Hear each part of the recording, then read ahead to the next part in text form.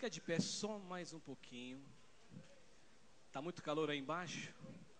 Aqui em cima também, viu, irmãos? Aqui tá muito calor. E como eu não sou quase nada, né? Eu já vim preparado já, né?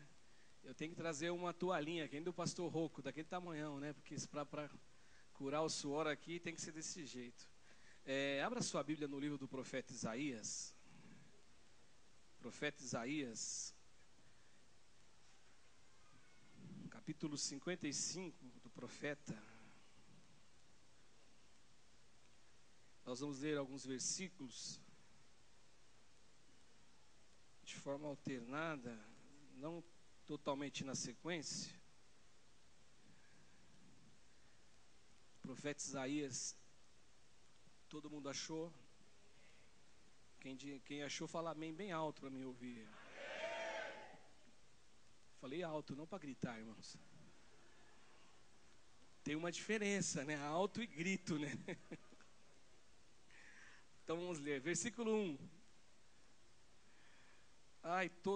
Todos vós, os que tendes sede, vinde às águas, e vós, o que não tendes dinheiro, vinde, comprai e comei. Sim, vinde e comprai sem dinheiro e sem preço vinho e leite. Por que gastais dinheiro naquilo que não é pão, e o vosso suor naquilo que não satisfaz? Ouvi-me atentamente, comei o que é bom, e vos deleitareis com finos manjares.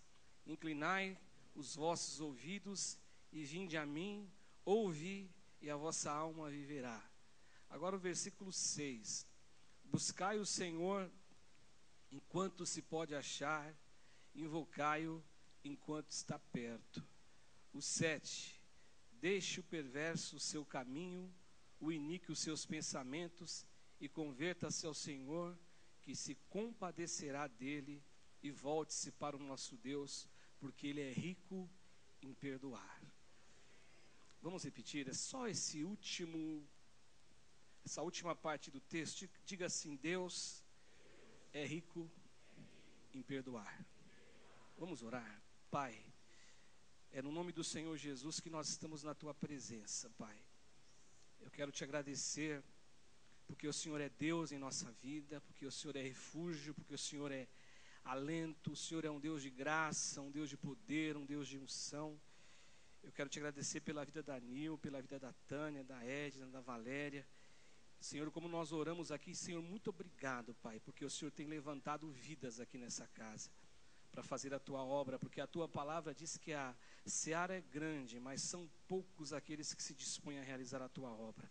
Então eu te louvo também, especialmente por essas vidas. Mas agora eu quero te pedir que tu fales com a gente, que a tua palavra possa produzir em nosso coração um fruto de justiça, para a honra e glória do nome de Jesus. Amém e amém. Pode sentar, gente. Como a gente sempre faz, né? Toda vez que a gente prega aqui, com exceção dos dias da semana, que a gente às vezes não tem esse hábito de fazê-lo, mas repete o título da pregação de hoje, da manhã, em voz alta. Diga aí: encontrando a verdadeira felicidade hoje e sempre. Vamos repetir de novo?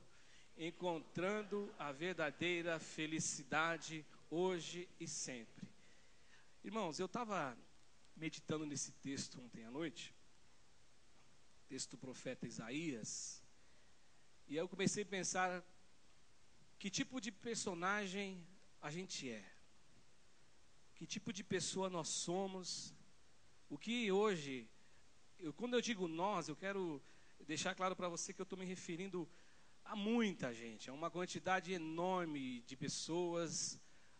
Eu me refiro realmente ao ser humano que vive em sociedade, que existe em nosso meio, que você anda para cima e para baixo, você encontra um monte de gente. Eu fiquei pensando e fico imaginando que nós fazemos parte de uma geração que a gente carrega muita ansiedade pela vida. A gente faz parte de uma geração que a gente tem muita ansiedade da vida e pela vida. Essa ansiedade, ela é extremamente presente em todo momento. A gente encontra a gente muito ansioso, pensando como será o amanhã, o que fazer daqui a alguns anos. É gente correndo para tudo quanto é lado, a todo momento. É gente se esforçando de tudo quanto é jeito. É gente acordando bem cedo e dormindo bem tarde. Eu não estou querendo dizer que isso é errado, mas esse é o ritmo de vida que a gente encontra.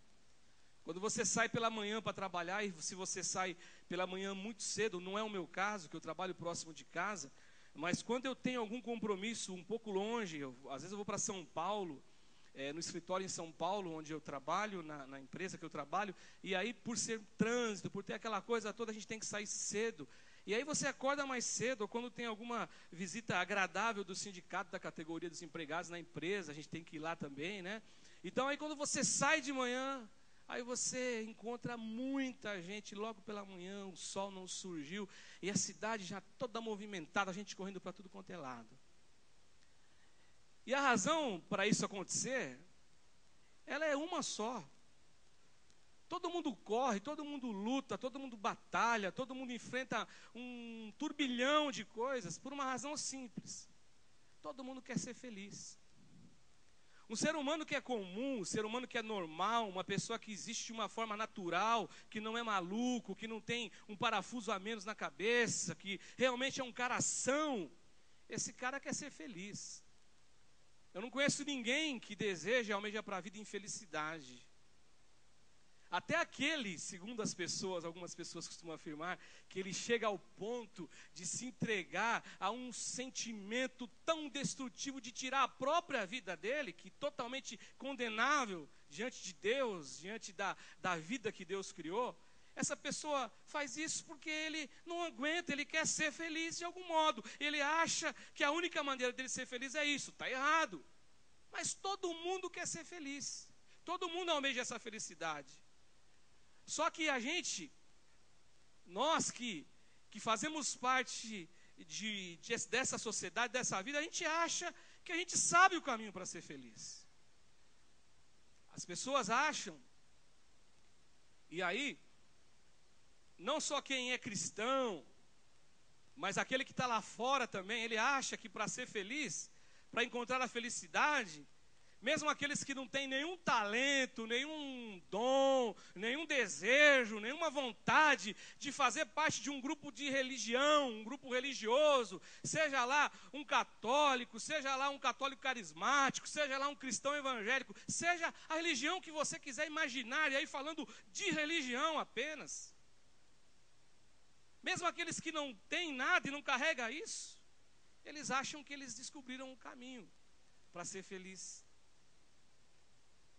E aí, mesmo aquele que é religioso também, aquela pessoa que está envolvida num cenário da religião, e aí eu só estou falando da religião, eu não estou falando de Deus, da relação com Deus, mas eu quero falar aqui estritamente de religião, aquele que faz parte de um contexto religioso, onde se existe Bíblia para ler, onde se existe um povo que se senta no auditório, que está ouvindo alguém falar da Bíblia e trazer uma palavra para ele. As pessoas que fazem parte desse contexto, onde existe leitura de Bíblia, onde existe exposição da palavra, onde existe oração, onde existe um cantinho que se fala de Deus, seja lá um grupinho de pessoinhas que falam de Deus, ainda assim, esse grupo de pessoas também, ele se equivale diante daquele que não quer nada com Deus, quando ele acha que ele encontrou o caminho e descobriu a rota para ser feliz.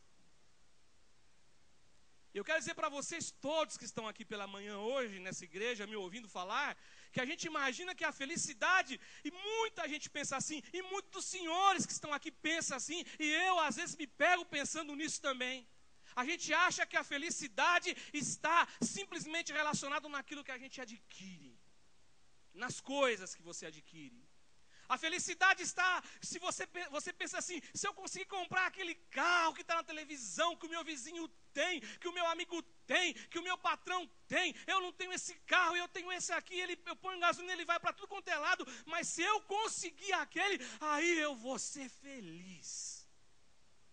Aí você luta, você conquista, você batalha, você trabalha, e quando você consegue chegar, atinge aquele carro, aquele sonho, você percebe que, na verdade, aquilo não representou nada para você. Aquilo não conseguiu trazer para você alguma satisfação, algum prazer, alguma realização. Eu não estou dizendo aqui daquela satisfação que tem teto, daquilo que você se alegra por algum tempo. Eu já contei aqui uma vez, não sei se foi nessa igreja, mas talvez na outra com certeza. A gente pensando nisto, eu vou dar um exemplo de algo que aconteceu comigo. Eu quando garoto, eu sempre, desde garoto, gostei muito de futebol.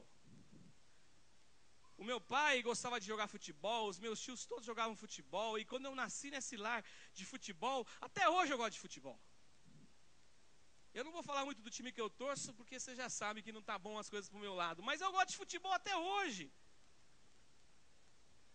Eu gosto muito de verdade. O que foi, Rita? Estava até do Aliança, né? Irmãos, você sorriram, eu perdi a minha linha de raciocínio, eu não lembro o que eu ia falar do futebol. Mas depois eu lembro, eu conto, tá? Eu até acho que a decepção foi tanta que sumiu a palavra. Para quem é inteligente já sabe que, na verdade, o time que o pastor torce, né? Para quem for, tiver aí com atenção, o pastor torce pro Náutico. Não, se fosse pro Náutico estava bom, não é pro Náutico. Mas a verdade, gente, é que nós achamos que a gente é feliz naquilo que a gente conquista. Achando que quando... eu lembrei, falei que eu lembrava. E aí, por gostar muito de futebol, quando eu tinha 7 anos de idade, aí, na Copa de 70, se você for bom de matemática, calcule rapidinho, que eu não vou falar quantos anos eu tenho. Aí o Brasil foi campeão. E eu tenho algumas imagens de criança na minha mente.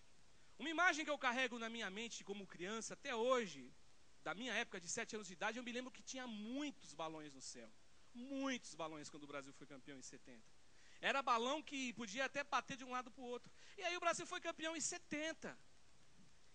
Por que eu estou dizendo isso para você? Você vai entender o que eu estou falando da alegria de projetar em alguma coisa, achando que aquilo é o suprassumo de tudo.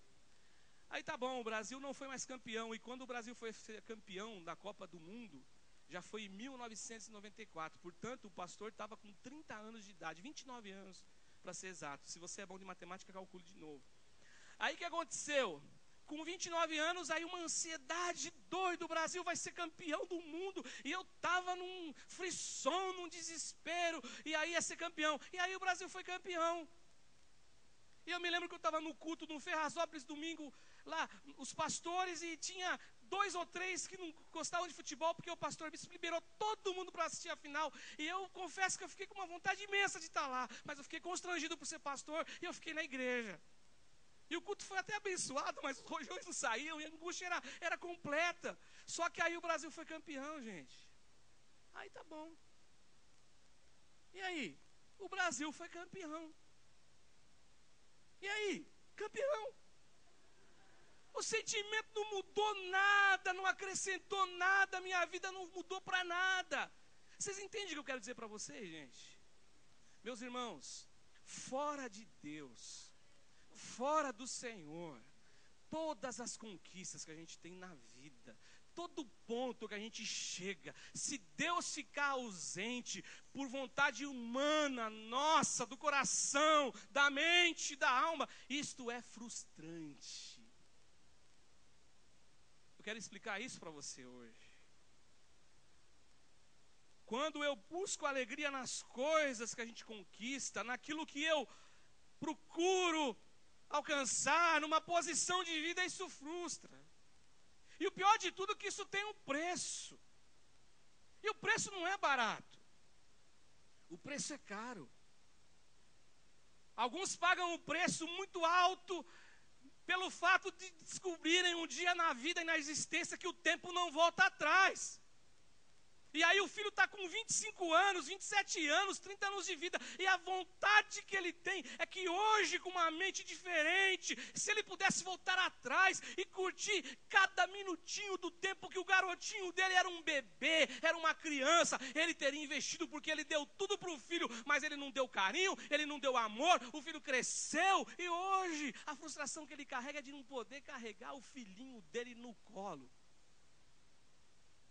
Quando eu busco só isso, gente, a frustração é isso, não tem jeito, ela é enorme. Porque tudo isso não tem poder de causar na nossa alma nenhum frisson, nenhuma cosquinha da graça de Deus e do poder de Deus. Escuta o que eu estou falando para você aqui hoje. Eu não estou afirmando aqui, de verdade não é essa a minha intenção, que os senhores e as senhoras que aqui estão, jovens, meninas e meninos, vocês não devem estudar, vocês não devem trabalhar, vocês não devem buscar o conforto, vocês não devem buscar o equilíbrio financeiro na vida de vocês. Pelo contrário, tudo isso tem que ser buscado. Mas o que eu quero dizer para vocês, em nome do Senhor Jesus, que eu tenho que fazer isso com Deus na minha vida, buscando em primeiro lugar o reino de Deus, e aí todas as coisas serão acrescentadas. A prova disso, do que eu estou falando hoje, teve um homem na Bíblia que afirmou isso depois de muito tempo, onde ele conseguiu tudo. O nome dele é Salomão, um homem sábio, um dos maiores homens que a Bíblia descreve a respeito de ter sabedoria, que todo mundo admirou Salomão pela sabedoria, pela inteligência, pela riqueza que ele tinha. Mas esse cara que teve poder de conquistar, de edificar, de ter, de obter, de sonhar tudo e conseguir no dia seguinte, porque ele era rico. Esse cara, ele escreve no livro de Eclesiastes que tudo não passa de vaidade. E talvez alguém que está aqui hoje, os senhores, as senhoras que estão aqui hoje, talvez vocês aqui ou alguém lá fora que ouça eu falar a respeito disso, possa dizer o seguinte: não tem nada a ver o que você está falando. Possam não aceitar isso. Talvez alguns dos senhores, quando eu digo assim que Deus é o sinal, na presença de Deus na nossa vida é o sinal de alegria, é a garantia de paz, é a garantia de amor, é a garantia de felicidade, porque aonde você está, no cantinho que você está, seja num palacete, seja numa casinha humilde, se você tiver Deus no coração, você é feliz, você tem paz, você tem alegria, você tem realização, porque você sente dentro da alma. A realização não vem de fora, a alegria não vem de fora, a alegria vem de dentro, explode de dentro para fora, e onde você está, você é feliz. Talvez alguém possa dizer assim, não tem nada a ver, talvez alguns possam não aceitar. E o fato de não aceitar, não é nem porque ele é uma pessoa antirreligiosa, ele é contra a Bíblia, ele é contra Deus, nada disso, porque na cabeça dele, ele não consegue entender que para ser feliz, a felicidade existe numa simplicidade tão grande assim, pastor. Talvez alguém não consiga entender que a felicidade, ela está na nossa porta e dizendo assim: eis que estou à porta e bato, batendo. Ei, eu estou aqui, eu sou o Senhor, eu sou o Deus que te formou, eu sou o Deus que te criou, eis que eu estou batendo aqui. E aí o ser humano, ele abre a porta, alguns abrem, encaram Deus, enxergam Deus, reconhecem Deus, mas eles, na verdade, eles não convidam Deus para entrar, porque eles acham que para ser feliz assim, é muito simples. A simplicidade é muito grande, na nossa cabeça, a elaboração que a gente faz de felicidade é uma coisa muito intensa, muito maior do que aquilo que a gente imagina, é uma loucura, é um volume, é uma coisa alucinada, aí sim eu sou feliz. Mas a felicidade está tão perto de você, meu irmão. A felicidade está batendo na porta do teu coração. E todo dia, porque a Bíblia fala que a misericórdia do Senhor é a razão da gente não ser consumido, e a misericórdia dele, ela se renova a cada manhã. Ou seja, todo dia Deus está batendo na porta, todo dia a felicidade bate na tua porta dizendo: eu quero entrar, eu quero te fazer feliz. Agora, escuta o que eu vou te dizer. E aí aceitem os filósofos, aceitem os ateus, ou não. Mas eu vou dizer aqui para vocês em nome do Senhor Jesus. Nenhuma alma humana é feliz sem Deus. Nenhuma. Ele pode ter ensaio de felicidade, ele pode ter momentos de felicidade, mas felicidade só se encontra em Deus. Fora de Deus não existe. Ninguém é feliz sem ter esse encontro com Deus, porque Ele é o único que pode fazer a gente ser feliz dessa forma. Esse texto do profeta Isaías, que eu li com vocês, apesar dele ser um texto antigo, ele é atual em sua mensagem. Aliás, o texto bíblico sempre vai ser atual na mensagem, Porque se você perceber, esse texto fala de encontro. Esse texto do profeta, ele fala de sede humana no coração. E o ser humano tem sede o tempo inteiro. Uma vez eu ouvi um exemplo, esses dias, eu não me lembro onde que eu estava. A gente sempre ouve a Bíblia falar assim, lendo os irmãos falando da Bíblia, que o crente tem que ser o sal da terra, para dar sabor, tem que ser a luz do mundo, para iluminar. E um dia, não sei se eu ouvi ou se eu estava lendo, já que eu gosto de ler, às vezes eu leio 3, 4 livros ao mesmo tempo. Eu estava lendo de alguém, ou ouvi de alguém que nós, como crentes em Jesus, nós temos que causar sede nas pessoas. Porque o sal, ele dá sede nas pessoas. As pessoas têm que olhar para a gente e tem que perceber que existe na gente uma diferença grande por uma razão. E eles não sabem explicar, e aí eles nos perguntam, qual é a diferença? E você vai poder falar do nome do Senhor Jesus e do Evangelho. Esse texto aqui, ele fala de vida alegre, de vida que tem desejo em ser alegre. E o texto também fala de disponibilidade divina. O texto que eu li fala sobre isso, da disponibilidade divina. Até quando Deus está disponível? Até quando a misericórdia de Deus está disponível a você, a mim? Até quando? Será que chega um momento que a porta se fecha? Será que chega um momento que as coisas acabam, que acaba a patifaria, que acaba a brincadeira, que acaba aquele negócio de hoje de levantar a mão, reconcilia, amanhã levanta a mão, reconcilia, e depois vai embora e faz o que quer, faz um monte de coisa errada, e depois fala assim, eu volto lá, me arrependo, mas com aquela consciência não arrependida. O texto fala disso, o texto fala de vida, de encontro, de um Deus que consegue saciar a sede, mas o texto fala que disponibilidade divina tem sim data marcada e determinada.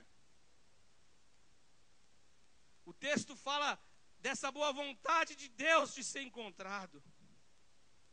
Deus tem boa vontade de ser encontrado. Deus não é como a gente.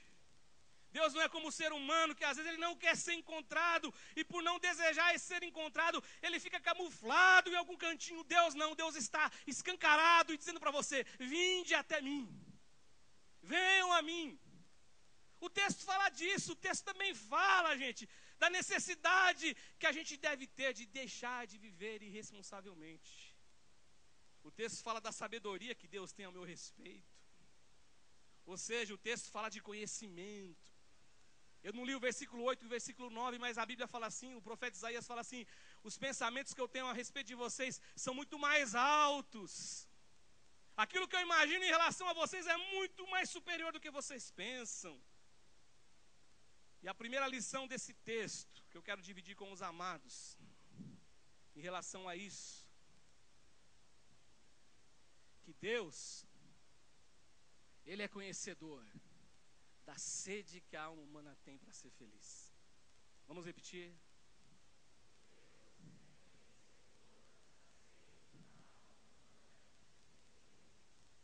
O texto, no versículo 1, fala, todos vós que tendes sede.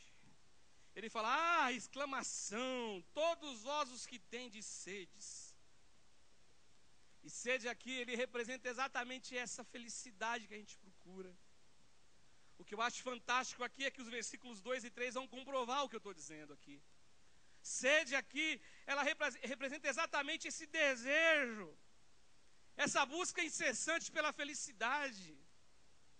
O desejo de ter algo que satisfaça a alma humana. Meu irmão, eu volto a repetir, vou ser repetitivo. A alma humana não é feliz sem Deus. A alma humana não é feliz com religião. A alma humana não é feliz vindo só para a igreja. A alma humana não é feliz fazendo parte de uma comunidade religiosa. A alma humana é feliz quando se encontra a Deus. E se encontrar Deus tem diferença, porque quando encontra Deus, as coisas mudam, as coisas acontecem. Assim que alguém está em Cristo é nova criatura, o que fazia alguma coisa errada deixa de fazer. Agora veja bem, essa felicidade se traduz em muito trabalho às vezes. Eu acho muito legal quando Deus diz assim, o profeta não, o salmista diz assim, se o Senhor não edificar a casa, em vão trabalham os que a edificam.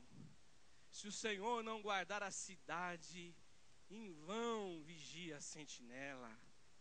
Em vão é você acordar muito cedo e trabalhar o dia inteiro e até o final do dia com essa ansiedade, essa busca de felicidade, deixando Deus de lado. Sabe por que isso é em vão? Porque aos seus amados Deus dá o pão, enquanto você bota a tua cabeça no travesseiro e você dorme, porque Deus cuida de você. Essa ansiedade pela felicidade, essa correria atrás desse conforto, do equilíbrio financeiro, que está acontecendo aqui é todavia essa correria deixando Deus de lado. Daquela correria que muita gente ouve as pessoas dizerem o seguinte: eu busquei um lugar ao sol, eu quero conquistar esse lugar ao sol como fonte de satisfação. Esta sede que é real, ela é inerente ao ser humano, o texto fala disso. Como esses dias a gente ouviu, eu ouvi até lá na empresa, lá, o Cláudio está aqui, ele pode falar pra gente também, né? Não aqui no microfone, tá, Cláudio? Não vou fazer você pagar esse mico, né? Mas a gente estava ouvindo que tinha uma mocinha lá com seus 30 e poucos anos, que ela tá sozinha, tá fazendo curso pra titia. E aí ela falou assim para alguma pessoa que ela preferiu investir na carreira dela. Eu conheço um monte de gente que investiu na carreira, mas quando chega aos 50 anos fala assim: aonde eu vou agora abraçar ter um ombro amigo, alguma coisa. Entende o que eu estou falando, gente? Nada contra. Se você, o apóstolo Paulo não se casou, tem gente que fica solteiro, mas é solteiro e é feliz porque tem Deus no coração. O que eu estou querendo dizer aqui hoje, explicar para você, que Deus vai tratar com a gente hoje, que Ele sabe da sua sede, Ele conhece a tua sede. E o que é muito legal aqui, é que me chama a atenção a respeito disso, que quando Deus declara essa sede humana, Ele não fica amargurado com isso. Ele não se amargura, Ele não fica com o coração totalmente magoado, porque vocês têm sede de buscar essa satisfação, de ter esse equilíbrio. Me esquece, Ele não fica amargurado, pelo contrário, Ele chega para as pessoas e Ele se oferece como solução para o caso.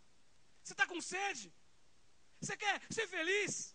Está buscando trabalho, está aí louco da vida, esquece Deus, está esquecendo de tudo. Você quer ser feliz? Eu tenho a explicação, eu tenho a solução, eu me apresento, eu sou o Senhor, o Deus do Senhor, o Deus dos deuses, o Senhor dos exércitos. Eu tenho a explicação, eu tenho o caminho, eu sou o coaching, o treinador, aquele que vai dizer para você: vá por esse caminho, porque você vai ser feliz. É Deus que fala. E Ele fala o seguinte, gente, olha que legal, o texto vai dizendo: porque Deus, sendo conhecedor, Ele não se cala, Ele não fica apático, Ele não fica indiferente, mas o contrário, Ele se oferece como ajudador. Vós, os que tendes sedes, vinde às águas. Tem sede? Venha beber.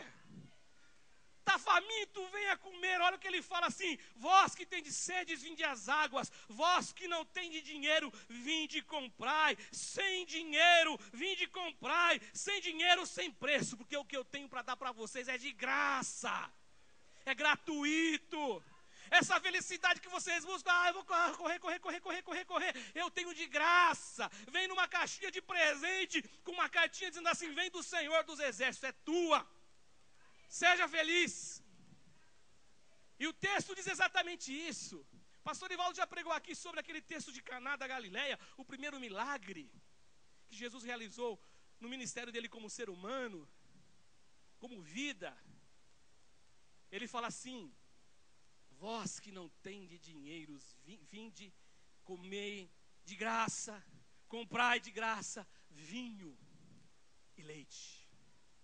O vinho é o símbolo da alegria, o vinho é o símbolo da felicidade, e o leite seria aqui comparado com uma manutenção da vida. A criança tem que mamar no peito da mamãe, o leite materno tem esse simbolismo de vida saudável, de vida feliz, de vida próspera no sentido humano. Então é exatamente isso que Deus está mostrando, essa sobrevivência. Portanto, Deus sabe, mas até aí Ele não pronuncia o juízo, pelo contrário, Ele se oferece como solução. E a segunda lição agora, do profeta nesse texto, Deus mostra o caminho para que os sedentos matem a sua sede. Vamos repetir?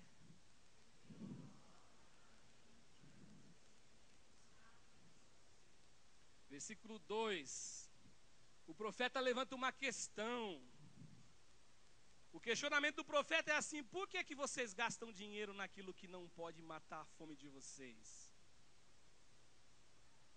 Se a gente fosse comparar Deus com a mamãe ia falar assim para você: por que vocês estão indo no McDonald's todo dia comer lanche do McDonald's? Só engordando e não matando a fome de vocês. Aí você fala: não, mas o McDonald's é gostoso. E não é gostoso mesmo? Eu gosto, né? Tem gente que não gosta. Só que ele não alimenta da forma saudável. E o profeta, ele levanta essa questão: por que vocês gastam dinheiro naquilo que não pode matar a fome de vocês? A questão aqui não é uma questão, como eu poderia dizer aqui para você hoje pela manhã, uma questão de juízo condenatório, mas é uma questão de ensinamento. É uma questão de mostrar aquilo que não se sabe a alguém. Alguém não sabe, você vai mostrar o que você sabe para alguém que não sabe. E ele fala assim: por que vocês gastam dinheiro naquilo que não é pão? Ou seja, vocês buscam com tanta diligência, com tanta dedicação, com tanto amor, com tanto empenho, aquilo que vocês estão buscando, mas isso não consegue alimentar vocês. Não adianta, gente. Eu já passei desse tempo de achar que aquilo que eu vou ter na vida fora de Deus vai ser alguma coisa importante para mim. Eu não sou melhor do que nenhum de vocês. Nem um pouquinho. Eu sou igual a vocês, pecador como vocês. Carrego a marca e a sina de ter nascido no pecado. A minha mãe me gerou em pecado. Eu sou dependente da graça de Deus como vocês todos são. Mas só que eu vou dizer para você, a Bíblia diz no Salmo 119 que aquele que lê os preceitos do Senhor, aquele que ama a palavra de Deus, aquele que medita na palavra de Deus, ele se torna muito mais sábio do que os velhos. E não que eu sou mais sábio do que talvez alguns senhores, alguns velhos, mas eu quero dizer para você, a maturidade que a palavra de Deus nos dá, ela me impede de achar que eu vou ser feliz sem Deus. Eu faço parte do time, daqueles que dizem assim: para onde nós iremos, se só o Senhor tem palavra de vida eterna?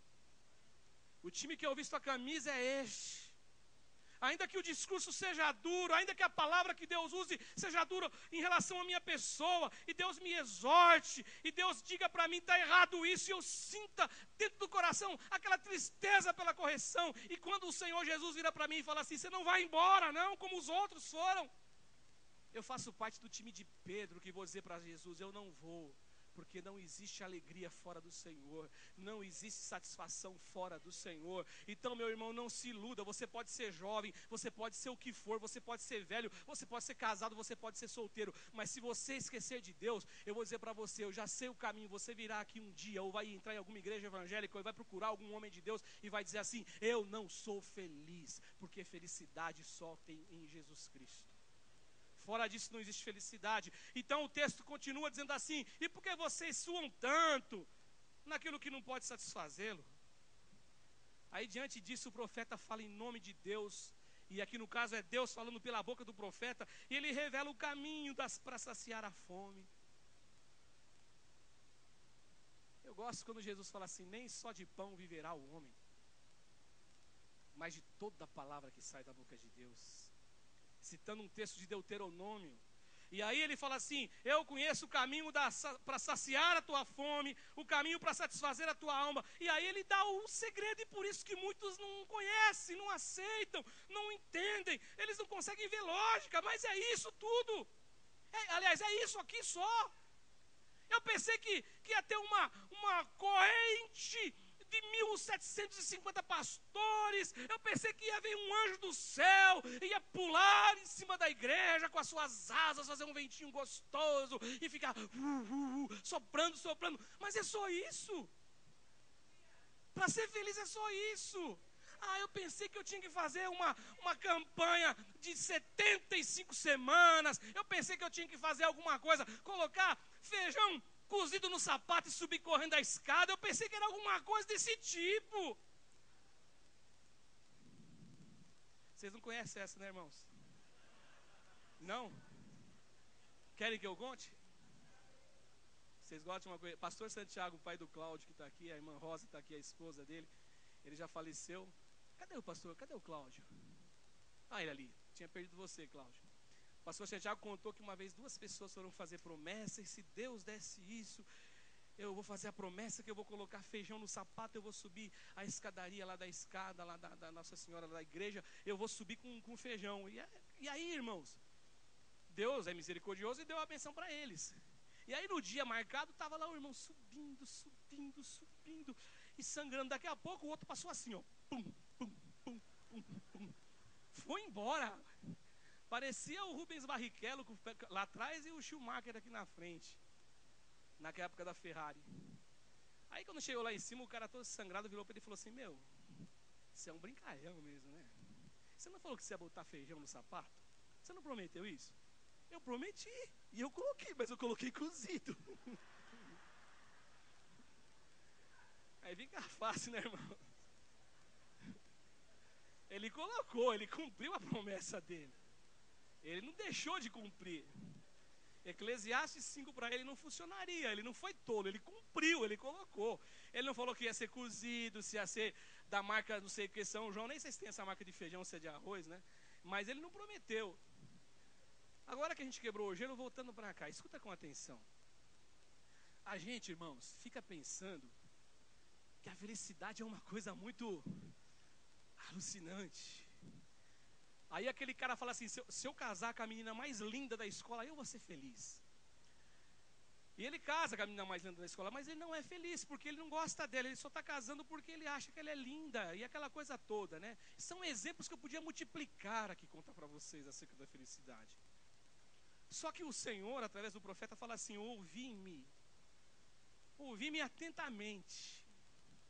É diferente de ouvir, só ouvir.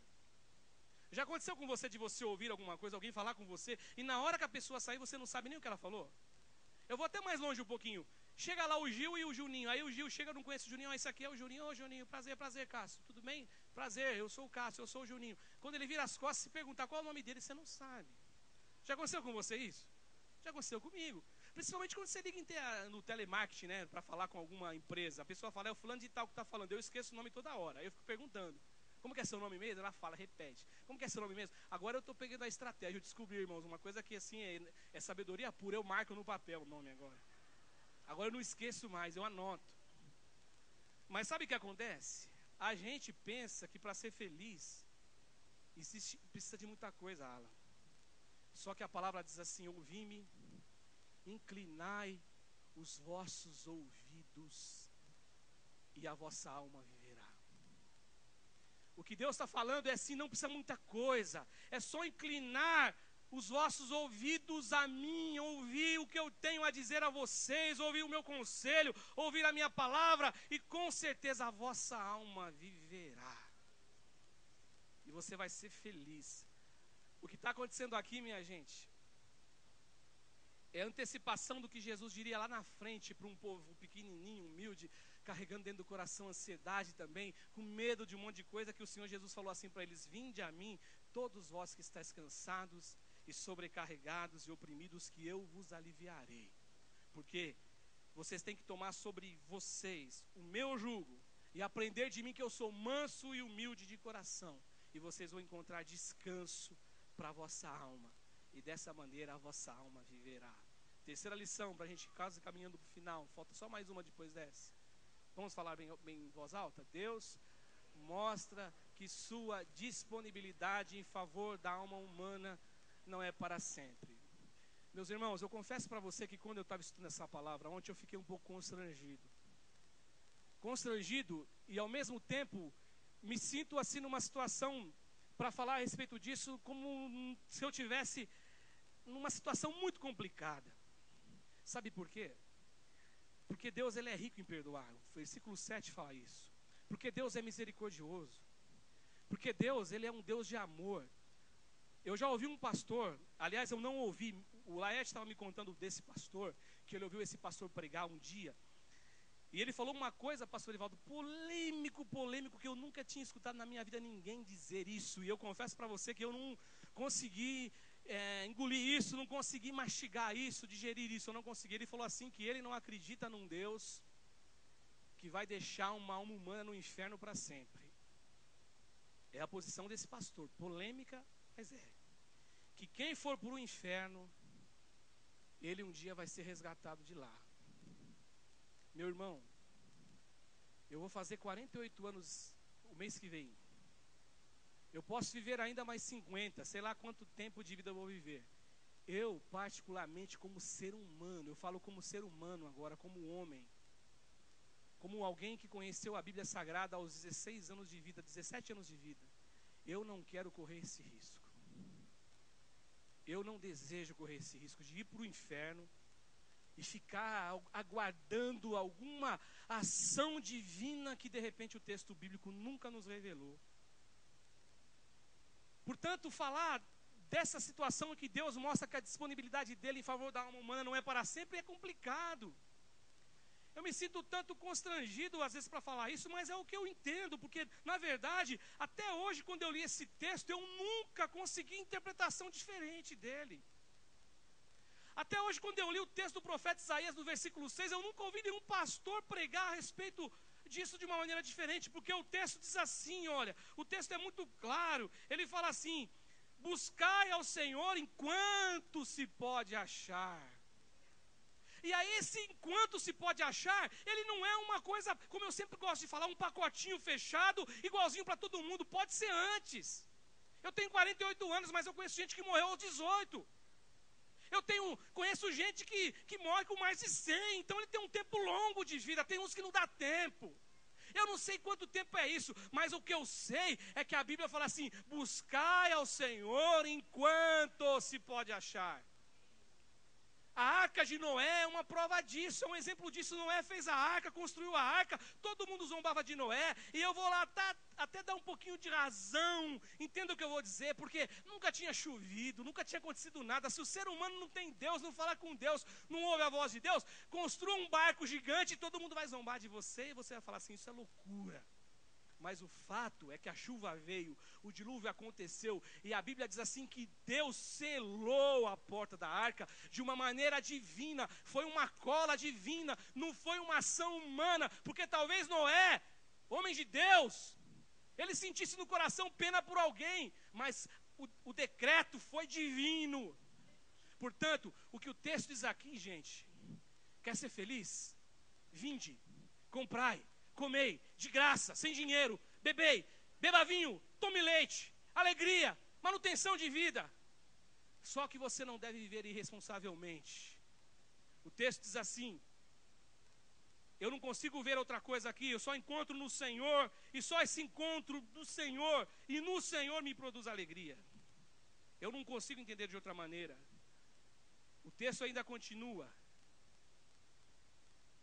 E aí ele fala assim: buscai-o enquanto está perto. Eu estava lembrando do Flávio cantando, e hoje o Flávio cantou uma canção nova, e o Flávio começou a cantar essa canção aqui, que ele fala assim: és Deus de perto e não de longe. É isso, né, a letra? Agora, o texto bíblico fala assim, ó: buscai ao Senhor enquanto se pode achar, e invocai-o enquanto está perto. A afirmação aqui, gente, é uma afirmação não explícita, não na cara, mas ela é implícita, ela é escondidinha. Tem duas afirmações. A primeira afirmação é que Deus está perto, mas a segunda afirmação escondidinha é que Ele vai ficar longe um dia. Porque com Deus, gente, não dá para viver responsavelmente. De Deus não se zomba. Aquilo que o homem plantar, ele vai colher. Aquilo que o homem plantar, semear, produzir, é o que ele vai colher. A lei da semeadura, ela é universal, ela vale para tudo, ela vale para o trabalho, ela vale para o casamento, ela vale para a relação de pai e filho, ela vale para a relação de Deus com os seus filhos.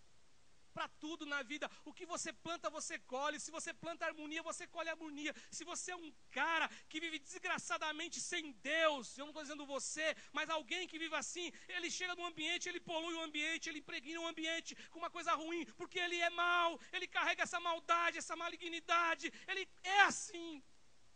Com Deus não se brinca, com Deus não se zomba. Aquilo que vocês plantarem, vocês vão colher. É isso que o texto bíblico diz. Então, essa misericórdia que se renova a cada manhã, na verdade, ela tem um dia que ela vai se esgotar. Por isso eu quero que você entenda, Deus está demonstrando que a disponibilidade dele não é para sempre. Agora, o que é fantástico em Deus, e a última lição que mesmo diante de uma informação como essa, Deus deseja que a alma humana tome consciência dessa urgência e se volte para Ele. Sabe por quê? Porque Ele quer perdoar.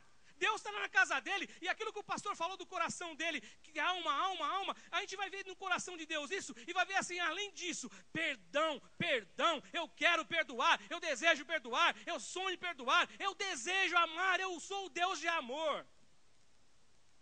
Meu querido, Manassés foi um dos piores reis que Israel viu, a história. Manassés, ele matou os filhos dele ao deus Moloque. Todos os filhos foram queimados num sacrifício, num altar do holocausto. Fez tudo que não prestava, fez o povo errar porque ele era um mau dirigente. Todo mundo seguiu o conselho de Manassés, se estrepou, a nação se estrepou. Manassés foi preso, teve os olhos vazados, ficou cego, foi preso que nem um animal no teto com um gancho nas costas. E quando ele estava lá, sem olho, com um gancho nas costas, a Bíblia fala assim que Manassés se lembrou de Deus. E ele fez a oração ao Senhor e falou assim: Senhor, me perdoe todas essas coisas bizarras que eu fiz, matei meus filhos, fiz tudo que não prestava, fiz tudo que não devia. E a Bíblia fala assim que Deus se tornou favorável a Manassés. Talvez aqui hoje, talvez não, com certeza eu não encontro nenhum dos senhores aqui pior do que Manassés. Portanto, Deus, Ele quer perdoar. Deus sempre é assim, Ele jamais dá um veredito final, que o veredito já é final. Ele jamais dá um veredito a um réu sem chance de perdão. Deus sempre acolherá aquela alma que tem arrependimento dentro dela, que é com sinceridade, não é simplesmente um personagem que ele encarna diante de um público, diante de uma comunidade que ele acha bonito, ou é aquela emoção que é só emoção, mas é uma emoção que só tem uma porta, a porta da alma ele não consegue abrir, porque só fica naquele espaço da emoção, naquele compartimento de emoção, e não passa nada mais além do que emoção, porque a vida dele é um caos como alma, porque ele não consegue se relacionar com Deus, ele não consegue ouvir a voz de Deus, ele não consegue ter Deus, ele não consegue se posicionar com Deus e como homem de Deus. Sabe por quê? Porque ainda ficou só na emoção, mas aquela alma esperançosa do perdão de Deus, que se curva diante de Deus com verdade e com responsabilidade, não simplesmente pedindo perdão, esquecendo do que Deus diz na palavra, vá e não peques mais, mas é aquele que aprendeu que ele tem que ir e não vai pecar mais, porque ele é de Deus, nasceu para Deus e compreendeu que sem Deus ele não é nada. Aí sim existe escape, aí sim existe felicidade. Caso contrário, enquanto você achar que a felicidade está no namorado, está no emprego, está não sei onde que você quiser pensar, você vai ser frustrado, meu irmão.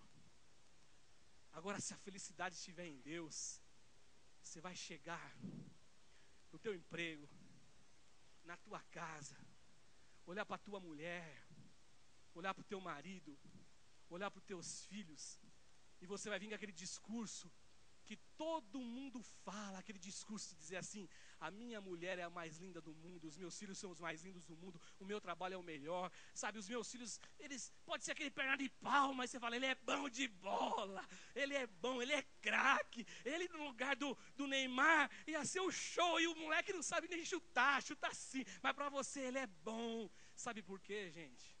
Porque a alegria do Senhor vai produzir você satisfação pela família e pela vida que você tem, em nome de Jesus.